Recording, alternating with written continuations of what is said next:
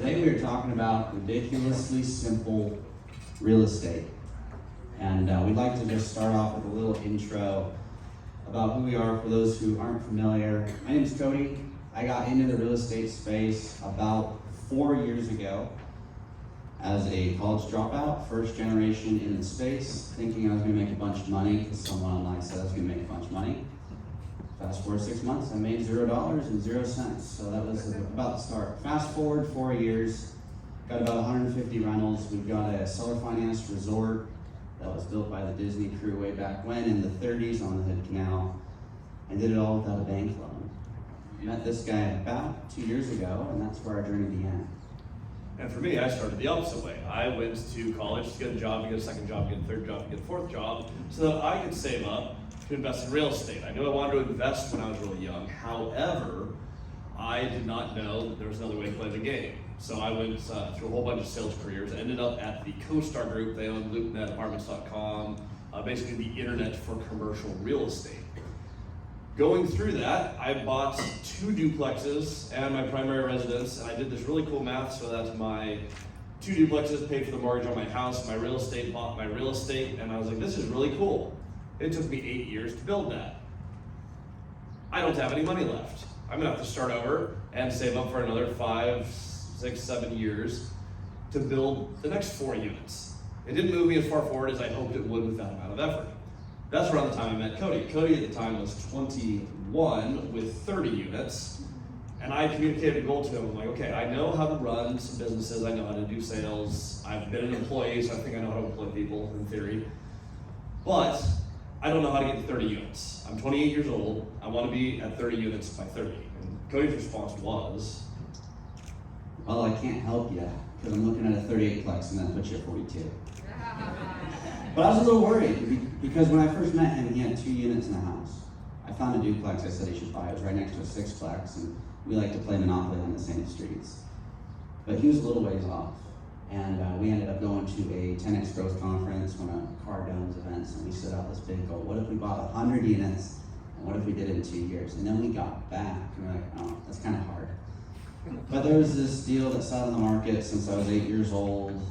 It got listed 13 years prior. We said, what if we bought this? And he said, what if we bought it? And then we did. 0 money down, seller finance. And that was the start of our journey. so everything we're going to be talking about today is going to be very, very simple. Our goal is that it needs to be repeatable. If you're going to scale to 100 units or 200 units or 50 units, whatever your goal is, it could be 10. Whatever you are trying to put together, you identify your goal, and you're going to do something that is simple, because if it's simple, it is repeatable. And that is the most important piece of any business, is that you have to be able to repeat successes again and again and again. We have only a few rules, and if you follow the rules that we have for all of our real estate, you will build a portfolio, you will hit your goals, and every single time you transact, you will have more income to buy more deals, period. Now, one of our rules, and really our most important rules, is don't add steps. A lot of people say you gotta start with wholesaling, then you gotta jump into flipping, and you gotta build your money up, and then you can go buy a whole bunch of real estate. Our thought was, well, let's just go build relationships with people who play the game, and then buy the real estate.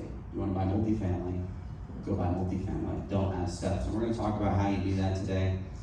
Part of our mission when we were getting started, we buy over in Grant County. This is one of the buildings that we bought. Our process was, let's buy the ugliest buildings in town so the city knows exactly who we are. And we'll fix them all up at the same time and start building that relationship. And this is a map of the portfolio.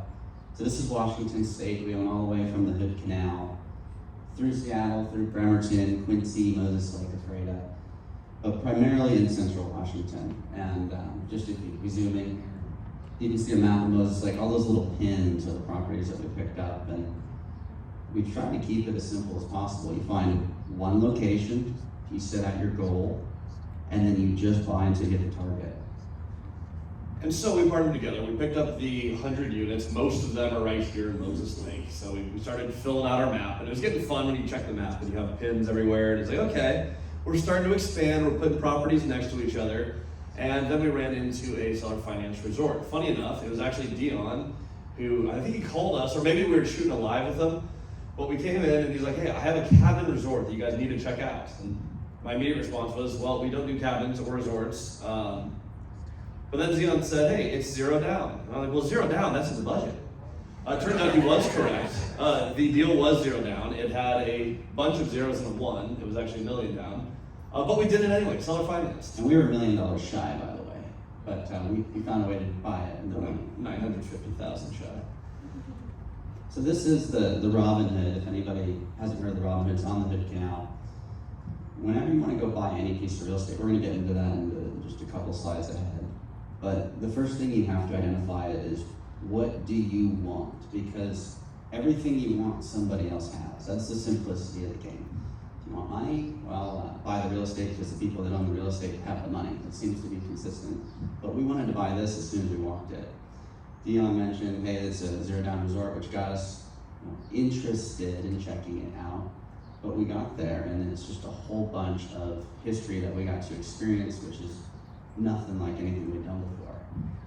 Yep, 20 cabins, waterfronts, kayaks. We bought the adjacent property, expanded. But the message here is that when you learn how to do this, and it's repeatable and simple, you get the power to buy absolutely anything you want. We will get deeper into that because there's some strategy around that. Once you have that power, what actually gets you towards your goal? So let's talk about our 2 rules, because there are only 2 criteria that we have. Some people talk about the buy box, and they have all sorts of things. Okay, I want this, it needs a cash flow X per door. I want to see an IRR of this, and DSCR of this, and the whole alphabet soup. Only 2 units to 4 units. We throw all that out. It's okay, let's figure out what we actually want to acquire, and let's answer 2 questions. If you can answer these 2 questions, you can buy absolutely anything. I love the first question. How do you actually buy it? So that's the big thing. How do you own the real estate? People add so many steps to this, but if you can just solve the how do you buy it, you got a new problem. A lot of people are worried about, well, I gotta figure out the debt, I gotta figure out the money down, I gotta figure out the management, need to figure out the legal. I have no idea how I'm gonna get rid of the tenant who hasn't paid in 11 months. A lot of issues. But the biggest issue right now is you don't own the real estate. So once you identify the opportunity, we're gonna jump into that. Your second question is how you never lose it. And that piece is a lot harder than the first. When you start going down this rabbit hole, you're gonna find, Jeff was talking about it earlier, but you can buy basically whatever you want with the seller finance piece. It's super simple. You figure out how to buy it, now you gotta figure out how do I never lose it. All right, so let's dive into how do you actually own the real estate, keeping it in the correct order. Deal with that equity. That is the simplicity of the game. You find a deal, doesn't matter what it is. Could be a resort, could be this hotel, could be a 100-unit apartment complex. Phenomenal, you've established you want to buy it. That is the only objective on your plate, and you're going to go until you hit it. Well, there's 2 types of money you have to line up, and that's it. Then you can buy any piece of real estate you want. There's debt and there's equity. Everybody seems to want to go in the reverse order and actually get it all out of order. They say, I need the down payment. I want to find the down payment, then I'll go find a deal, and then I'll find a loan to buy the deal. Well, it's a little out of order, because if you have money, there's so much money on this planet, it is so easy to go get money. If I raise my hand and say, hey, I got a great deal, 20% cash on cash, we can substitute collateral and do that 1% interest on, anybody could find the money for that deal. Anybody in this room, regardless of your connections right now. But people get it out of order. If you find something you truly want, you craft a little story around it, you share it with the people in your sphere. There's a rule of 6 degrees. In 6 degrees, you know everybody on the planet, everyone you know is first, everyone they know is the second, you go down the line. You can get anything you want, but you have to line up what's the opportunity, share it with the people in your space, then you line up the debt, because you have to be able to project for a stable cash flow. That's the biggest name of the game. You have to have predictable cash flow. If you don't, you will go to 0 100% of the time. Doesn't matter how much money you have in reserves. And only after you get that and you can project for the cash flow, then you can look for the equity. You can look for the down. And that can be in the form of debt, if you want to borrow the down, if it cash flows. If it doesn't, you might have to take on an equity partner. And part I want to reiterate here is it is all about finding the deal. People add too many steps to it, which is what gets you all messed up. I mean, it's like, okay, I'm going to let everyone know that I'm doing this. I'm going to try to figure out who's going to raise capital. You don't know what deal is right for the right investor yet, because you don't have the opportunity to line up with the next person. If your goal is to find an opportunity to invest in it and to move forward in real estate, the deal dictates everything about what the debt is. If you have an equity partner, the right person will depend on the deal. So when you're setting this up, The most important thing is to take everything off your plate. It doesn't matter yet. You're gonna believe that you can find the debt and the equity, but just look at the opportunity. We've knocked out almost everything we've purchased seller finance. We have purchased everything creatively financed. We've never worried about the debt before we had an opportunity. We look at the opportunity, we go, do we want to buy this? Does this move us forward? What does the other party need? Now let's start figuring out how we can put this together in a way that we will never lose it. Which brings us to how to never lose it. So, the simplest way to buy whatever you want and to keep it forever is long-term, fixed rate, cash flowing debt. Unless you can buy it in cash. But assuming that you cannot, long-term, fixed rate, cash flowing debt. We can break these down one at a time really quick because they're pretty self-explanatory.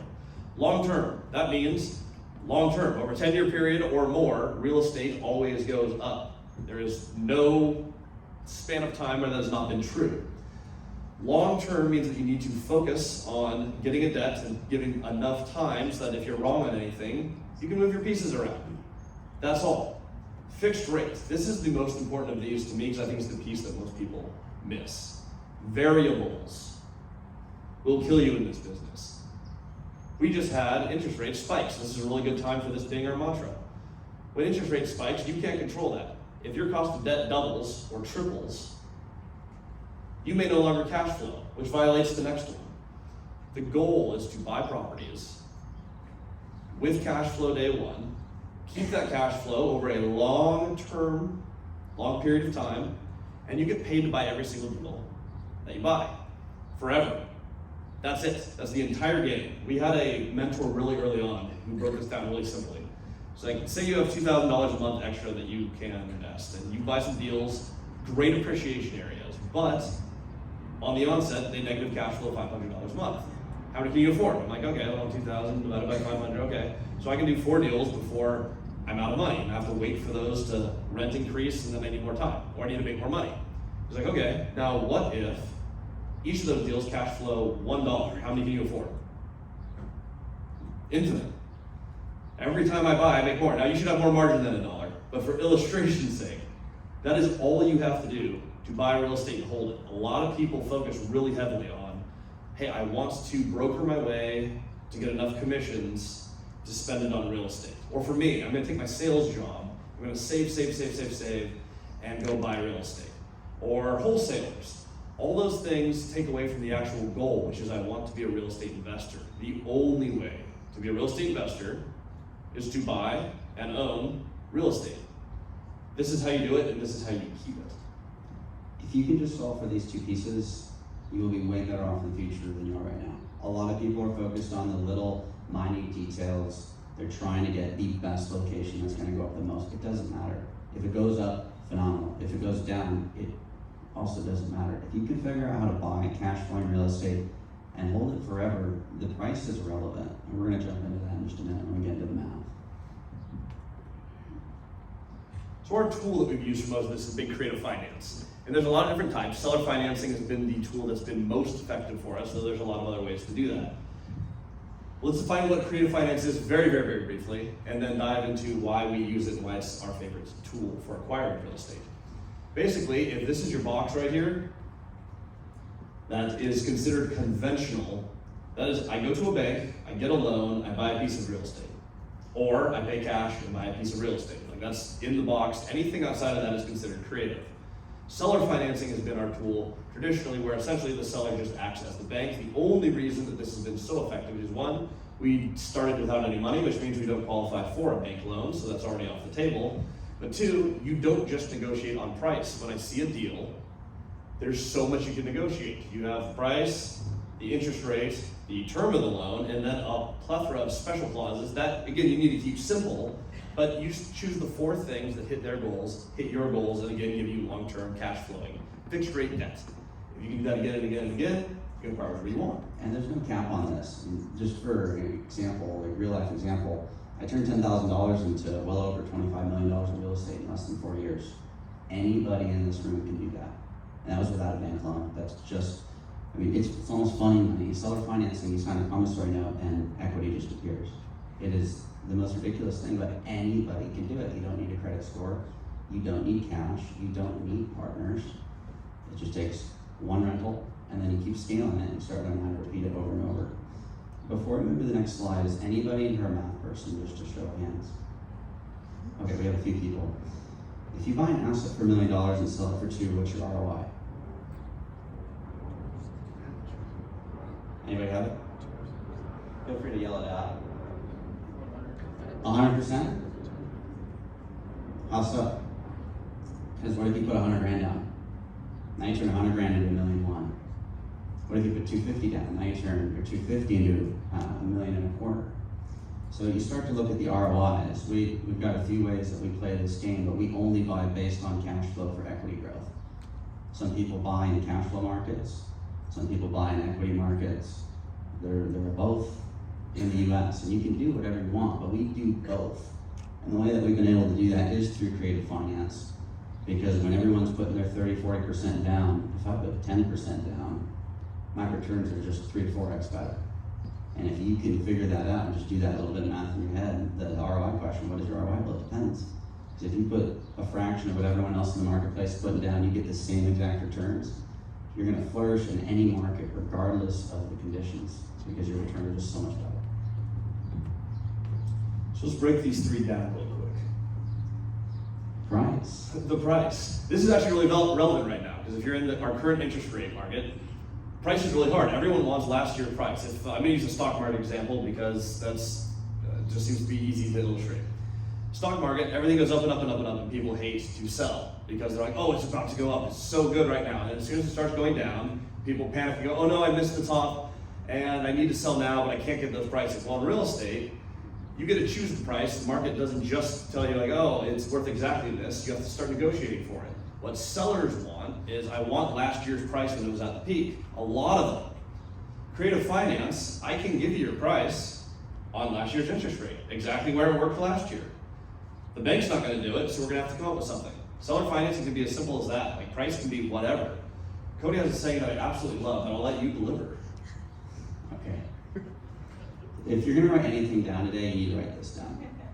Price and money are only a sticking point in the absence of value. That's it.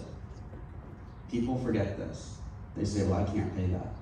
Ooh, of course you can't pay that, because you don't have any way to predict or project into what the value's gonna be. What's the opportunity? The best deal we ever bought, we got the value of 75% in 9 months, and it had sat on the market for 13 years. Nobody wanted to buy the deal. It was a negative cap rate. There's some people that are haters on YouTube that say you can't have a negative cap rate, but they live in this thing called pro forma land where everything's sunshine and rainbows. In the real world, the asset was losing money and the owner owned it in cash. Terrible place to be. But we found an opportunity, and so I'll say it one more time, but price and money are only a sticking point in the absence of value. If you're looking at an opportunity, it doesn't matter if it's been on the market for 13 years or 13 days, there's an opportunity there, there's a value add there that people are not seeing. And if you can just find that or build that out, because you understand the simple math, how to buy it and how to never lose it, you can buy any piece of real estate you want on planet Earth. If you can cash flow it on long-term fixed rate debt with margin, you will never lose the real estate. Now on that same deal, you get what you negotiated for. So we have a deal that loses money operating day one. So there's no debt product on planet Earth except for, I guess, a negative interest rate where they pay you to take it, which we did not get.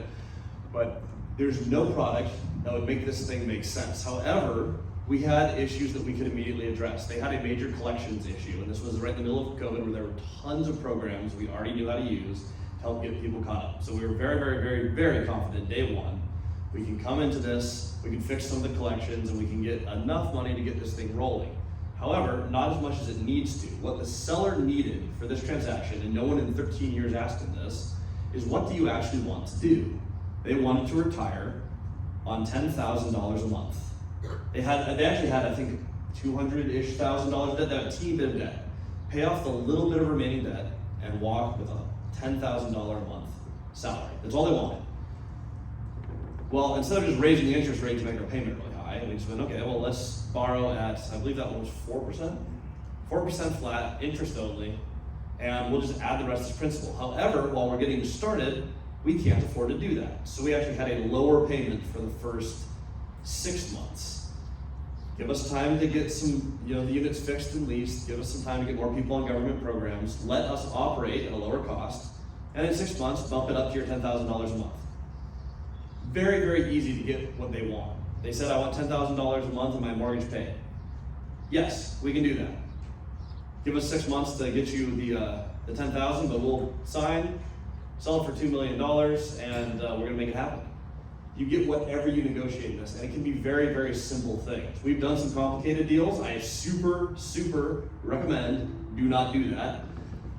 Keep it really, really simple. A little clause like, look, it's gonna take me time to get the income up, so let's make your payments go up over time to match our project. You're a seller, that makes sense. Okay, so you guys have to do better operating the property to hit your targets, or I take the property back. I think you guys are probably gonna put in a lot of effort to make this property better, to hit these benchmarks. When the targets align with everyone's goals, that is when you're going to get a yes every single time on whatever your proposal is. And it was as simple as that. What do you want to do? $10,000 a month? Yes. Now figure out how we're going to get there. And to the extent that you can simplify your universe, it will become repeatable. If you can't figure out a way to make this thing simple, it won't be repeatable. If it's not repeatable, it's not worth anything, because then nobody can replicate it. If you can just figure out how to take out all the unnecessary steps and just line up deal debt equity for the acquisition, make sure you don't compromise on long-term fixed rate debt and cash flow. Whenever you're negotiating this, you can't just do this with a bank, but on the seller finance front, you just have to negotiate these pieces. If you don't skip these steps, it is very difficult to lose in this game. So cash flow is pretty easy to math for. It's income minus expenses, and if you have positive cash flow after all your expenses, that's your cash flow. However, one of the great parts of seller finance or creative finance is that you can have some influence over the down payment, because again, you get what you negotiate for. For the math people in the room, multiplying the money is astronomically easier, as Cody illustrated earlier, if you put a lower down payment. A deal that we're working on right now, creative finance versus if you had syndicated through a bank, it's gonna look way different. I actually brought the numbers here on a slide. Cody, walk us through this one. So this is a seller finance deal that we're buying. It's 60 units. It's over in Eastern Washington. It's actually in a new market. We haven't bought in this market before, but super stoked for it. Buying it for $8.3 million. Now there's a lot of different ways to buy real estate. You can write a check, you can partner, you can syndicate, you can pay cash, you can do whatever you want. We're gonna buy it seller financed. And what a lot of our competition is doing, they're looking at these deals, is they're saying, well, I'm gonna buy it for $8.3 million, it needs a $400,000 exterior renovation. When it's done, it's worth about $12.5 million, and I'm gonna have to put 35% down. So I've got 2.9 plus my closing costs, plus 400,000 renovations. I'm in at $3.3 million, and I'm gonna make like $3 million. I can double my money. That's exciting for a lot of people. They say, well, that's a great syndication. You can go in, you can buy your deal, and you can double your money in 5 years. That's an opportunity. We're working on doing it a little bit less down, but if you do seller financing, 10% down, I'm in at $1.2 million, and $1.2 million is gonna turn into like $4.7 million. The ROI is just significantly better. It's the same exact deal, except for the returns are all significantly better. On this specific opportunity, another fun part is we have someone funding the down payment, because we're short about $1,230,000 of that.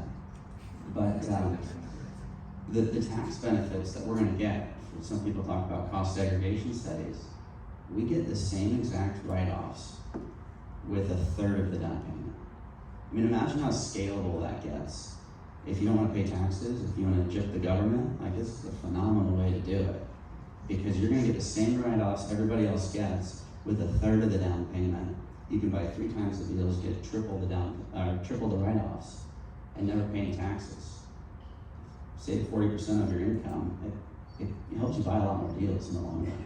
So you do get the increased cash flow, you get the increased equity multiple, but it makes it so easy to not pay the government any money.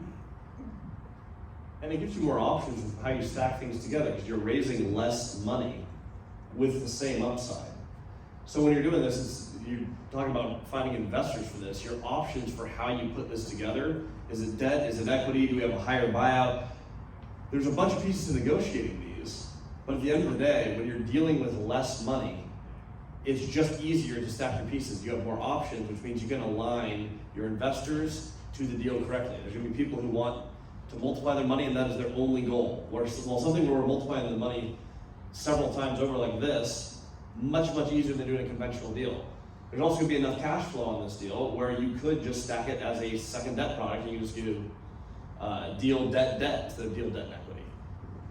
Yeah, and now the biggest concern that people have when they're worried about getting into this game is, well, you're borrowing a lot more money, you're over leveraged. It's quite easy to get over leveraged because you can borrow literally as much money as you want. You can overpay. There's no appraisals.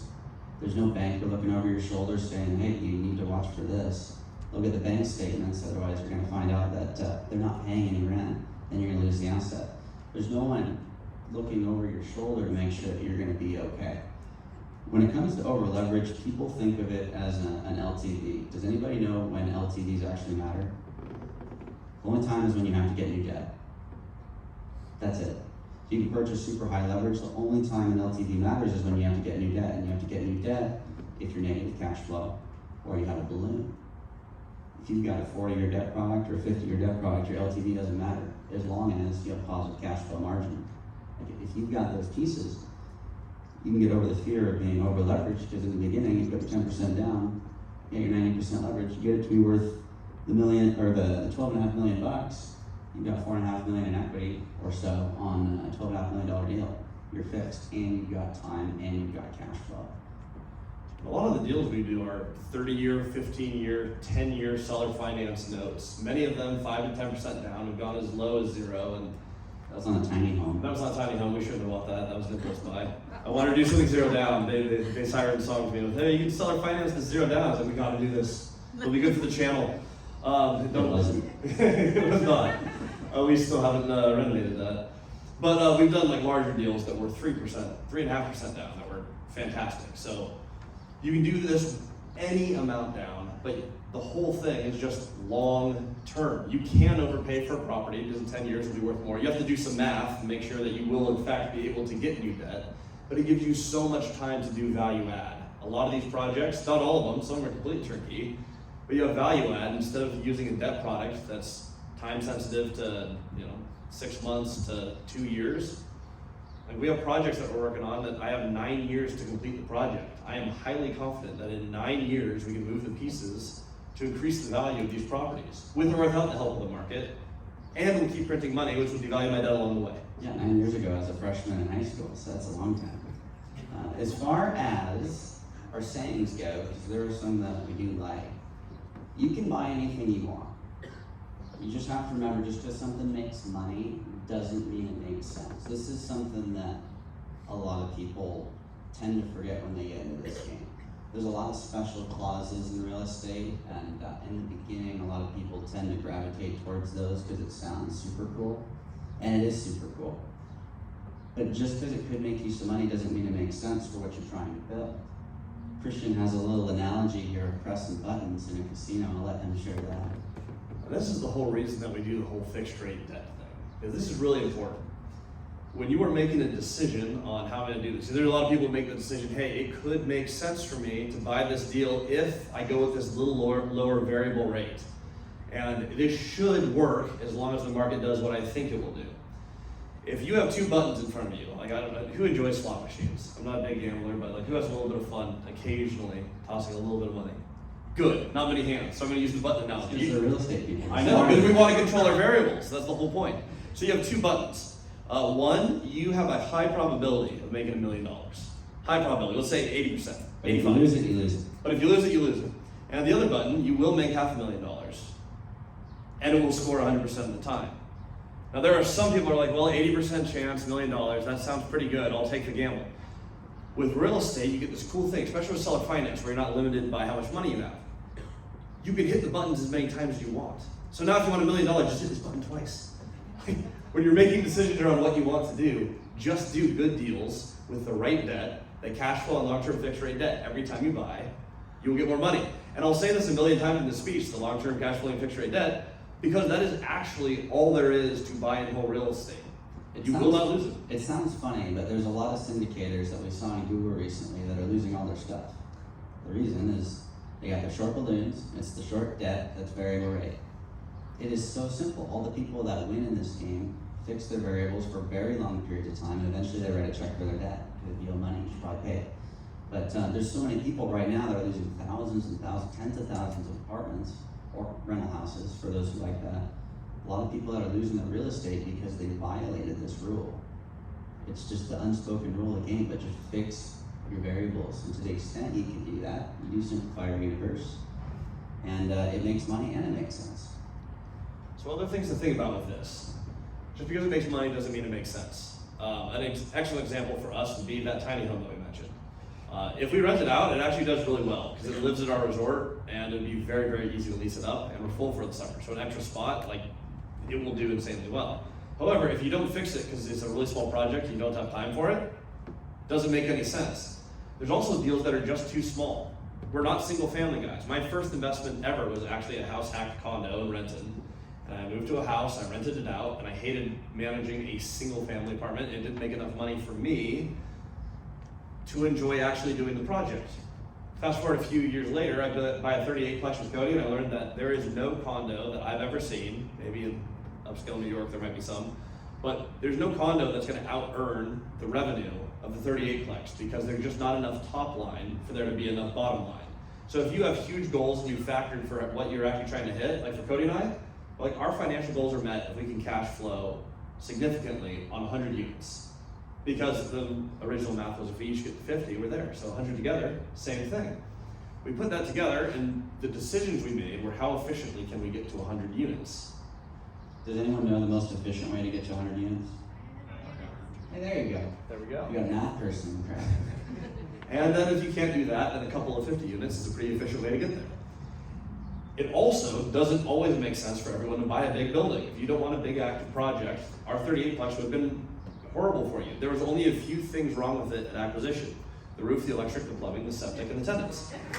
And so when you do these projects and you don't want to be super active, that's probably not the right deal. If you're on the Dion strategy, where you're like, hey, over a 10-year period, I want to pick up 10 to 12 rentals, and that will be my financial freedom. Buying duplexes to 5-unit buildings is fantastic. You don't need to buy the Robin Hood Village Resort to get there. If you have huge goals, just make sure that whatever you're buying aligns to what you're trying to do. I see a lot of people buying one house after another, getting stuck and bogged down on fix and flips where it's like, oh no, I had a negative project that's gonna put me back years. Just make sure that what you're doing makes sense. A mistake that we made, and don't get me wrong, Robin Hood makes money. It was a fantastic purchase, structured really well. It just follows this rule right here. It violates this rule right here. It makes money, but had we stuck with what we're good at, multifamily, and kept building that, what we ended up doing as a company is we placed our best players from the multifamily management side, and we had them focus on hospitality with us. We would have been 5 times further on our core business had we not had 2 businesses that do pretty well. I'm grateful for the Robin Hood. I love that campus. I love being there, but on a business standpoint, was that the choice to move us closer to our goal? No. Exactly. So there's a lot of things that make money, and what creative finance allows you to do is I can buy things without money, which means you can buy whatever you want. If your goal is to own a bunch of multifamily, don't buy tiny houses and don't buy resorts. Buy the multifamily that you want to buy on cash flowing, long-term fixed rate debt, and yes, I said those out of order, but buy those assets and stick with those until you hit your goal. And then come up with a new goal. And then maybe the resort makes sense then. Maybe that's the new project that you want. Hey, I want to live on site more. I want to fish more, and I can do that at this resort. This deal would have made sense for us probably 2 years from now. I think the Robin would be just fine 2 years from now. Yeah, and I want to just make a point that the opposite of this saying is also true. Just because something makes sense doesn't mean it makes money. Some people talk themselves into ideas because it sounds like a good idea, and it's not. I was talking to some people here just out and about earlier, and they're saying they're getting into wholesaling because they want to stack cash, and they want to stack cash so they can start flipping, and they want to start flipping so they can buy multifamily. I mean, that makes logical sense. It makes sense to have money that you can actually invest. But why not just spend all that time, all that attention, figuring out how to get a loan to buy the multifamily? Skip the unnecessary steps. It does make sense on a conventional front to do that. That doesn't mean it's going to make money, because all the money you're going to be making, you're going to be blowing time for. And once you own the multifamily, your time becomes worth a heck of a lot more, because passive income scales what your time is worth. And until you get there, you're gonna be stuck way down here on the value of your time. So make sure that you understand that while things could make money, it doesn't make sense all the time. Even if it makes sense, it doesn't mean it makes money. The last part of this is for the W-2 people, because I was there for a while. There is some value to being in a W-2. If you are in something that you love doing and you're learning in that environment and that is moving you forward, there is a time to do certain jobs, and that's okay. For Cody, it never made sense for him, and that's fine. What I did wrong is I overstayed in the W-2. I stayed there too long for me and my goals. I wanted to be an entrepreneur. I wanted to go into real estate. I learned what I needed to learn at the company I was at, and I hung around there too long. And then I meet Cody, and at the time he's 21 years old. He's doing everything that I want to do. I was like, oh my goodness, I could have left a while ago. At 21, I probably didn't have the discipline, but I could have done this a long time ago had I just buckled down and focused on what I want to do. So for those in the room who are doing a business model to get to real estate investing, if your goal is real estate investing, the easiest way to do that is to go buy a property and to hold that property, period. And you can do that. We came in, I had no income when I left the group we were at. We were working for the same brokerage. I know Cody had no income because I was at the same brokerage as him and we weren't really brokering much. It's not our thing.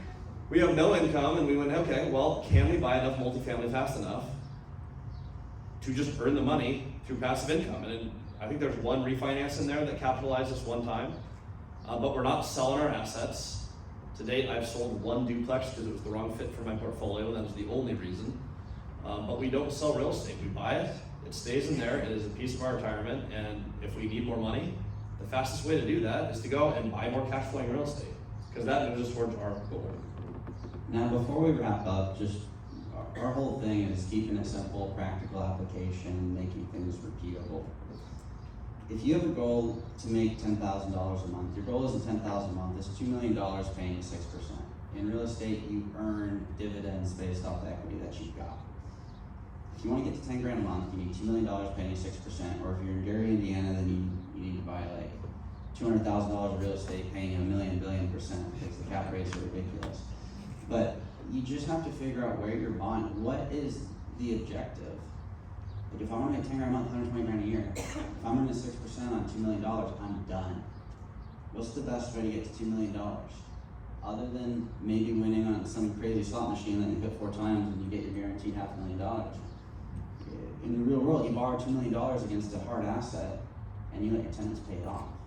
And you have a long-term fixed rate debt that allows you to project into the future that you can actually do that with cash flows. If you can figure that piece out, you're done. If you want to get to $4 million and you're making your $250,000 a year, or you want to get to $10 million and you're making 600 grand a year, 50 grand a month, it doesn't matter. It's all just zeros at that point. But you have to figure out where's the debt coming from, and before you get there, you have to find the deal. That is the simplicity of this game, and if you like, it costs the same amount of money to follow YouTube as it did to buy our whole portfolio. So we appreciate it. One thing to close on, the whole presentation here has been and is designed to be about how simple it is to buy the real estate. To actually get these relationships and how we actually got started, I think is a story worth sharing. It's not in that earlier slide, in the earlier presentation. It is all about relationships for seller financing, and how we actually did this is the most simple and most repeatable way I've ever seen to do it. So, Cody, where do we find all of our deals? You found a cool map online that actually shows every single property on the planet and all the details you need. Google Maps. Perfect. It's actually right over here. This is the map that I looked at to find my deals. You can go through this map, look for the large roofs. That's it. You're just going to look for long roofs in residential areas, and if it's a big enough roof, it's very likely it's multifamily. You can look up that address. You can go Google it, see who owns it. We have a 4-minute YouTube video on it that's super easy to follow, but everyone's phone number is online. All you do is you choose a market, you meet the people in that market who've done what you want to do. In our case, have bought 50 to 100 units. And we just go, hey, I'm at 4 units today. You have this beautiful 24-plex. They're like, well, I'm not selling. I'm like, well, good, I don't have any money. However, I do want to know how you got there. How did you put this together? And people will usually open up and talk a little bit. you book a coffee meeting, and you just get to know them. You can do this in 5 calls a week. That's what I was doing. 1 call every business day, just reaching out to an owner. I was like, oh, cool, I have a coffee meeting. Well, you do that every week for a year. You've met 52 owners in your market who've done something you want to do. There is no one more qualified to teach you how to do what you want to do than someone who's done the exact thing, right? That is the whole thing. The people who taught us how to seller finance, every special clause, every creative idea, have been the same people who got coffee with us, taught us how to play the game, plopped us in their truck and drove us around their portfolio. This only has to happen to you a few times before they hear about a deal that's not right for them. They give you a call and they go, hey look, I ran into this deal. You should check this out. Built a relationship with Dion. He gives us a call. Hey, there's these cabins. It's not what you guys do, but I think you'll have a lot of fun. And we have had a lot of fun. These are just basic relationships, and it's not this grind of slogging out phone calls and having to knock every single door in town. You can do that, and it can work. But the easiest and most repeatable way is if you want to be a player in this game, meet with the players of the game, stop trying to buy their stuff. They're not sellers, they're owners. Just network with them and be a person. Learn how they played the game, implement it, and then lastly, whatever they teach you to do the thing, and then thank them for teaching it and tell them how you applied it. I don't know why, but no one does that. Everybody forgets. There's this little 12-plex, and Moses is like, if anybody's ever in Washington, we'll drive you through and show you the whole portfolio. We bought all this with literally no money in our pocket. Everything on this map was zeroed in. But we met from people, and everybody that we met with, there's like 4 people that sold us all this stuff. If you Google their names on real estate, they own the railroads. There's just a whole strip across Washington State that they own. It's ridiculous. They own the commercial districts, the residential districts. We just had to grab coffee with them. And like Christian said, they threw us in the truck, drove us around town. Everybody's truck had butt massagers. It was the weirdest thing. I didn't even know that was a thing. But after we did a deal with them, there's a point where you can get transactional in a relationship, but it always starts with the relationship. There was someone who told me, you need to put a new roof on this building. I said, well, great, I don't have any money to do that. I just gave you all my money, and it wasn't my money. I borrowed it from an investor at 12%. But I gave him the money. I said, look, I'm out of cash. He said, I know, but when you have money, put a pitch roof on it. And it was a butterfly roof, and for those who don't know, in areas that snow, butterfly roofs are like the worst because they actually go down into a valley, and then the snow builds up, and then you got thousands of pounds of weight on your 1950s roof, and that's not good. But after 2 years, I was able to get a private, hard money refi. I put a roof on it, and then I took it to bank and got my bank loan. And I started not just being a seller finance person, but getting bank debt. I called him up. I said, hey, I put a roof on this building. I did what you said. I remembered what you said. And he said, you know what, Cody? Let's meet up. And he said he'd seller finance his whole portfolio. And his whole portfolio is worth a lot more than mine, and mine is still multiple 8 figures. So you can imagine how big that is.